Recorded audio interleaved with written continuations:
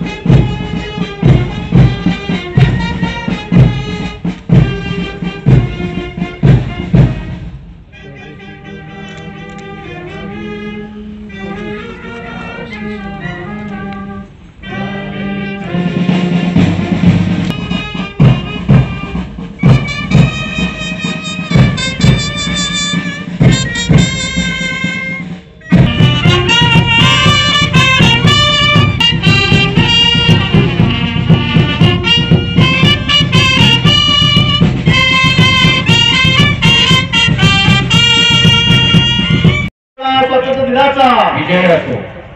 मराठवाडा मुक्ती संग्राम दिनाच्या 76व्या वर्धापन दिनानिमित्त जिल्ह्यातील तमाम नागरिकांना सर्वप्रथम मी शुभेच्छा देतो।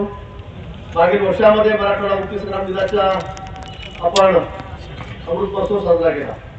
संपूर्ण मराठवाड्यामध्ये आज ध्वजवंदन होत असून या औचित्याने मुक्ती संग्रामात ज्यांनी आपले सर्वोच्च बलिदान दिले त्या शहीदांना मी मनपूर्वक अभिवादन या ठिकाणी करतो।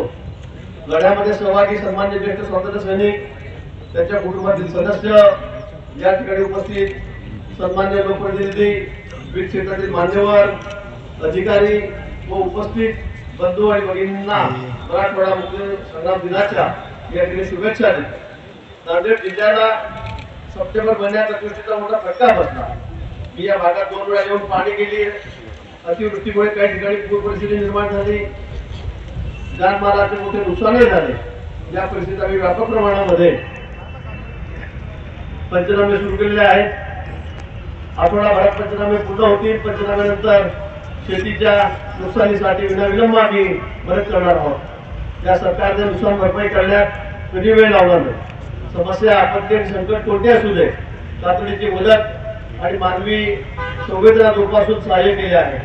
मला या ठिकाणी आवर्जून सांगितले पाहिजे की मागील वर्षी सन 2023 मध्ये झालेल्या नुकसानापोटी एकट्या नांदेड जिल्ह्यात शेतकऱ्यांना 446 कोटी रुपयाचे वाटप या ठिकाणी करण्यात आले आहे। या ठिकाणी उपस्थित महिला भगिनींकडे लक्ष वेधताना मला सारे आनंद होतो।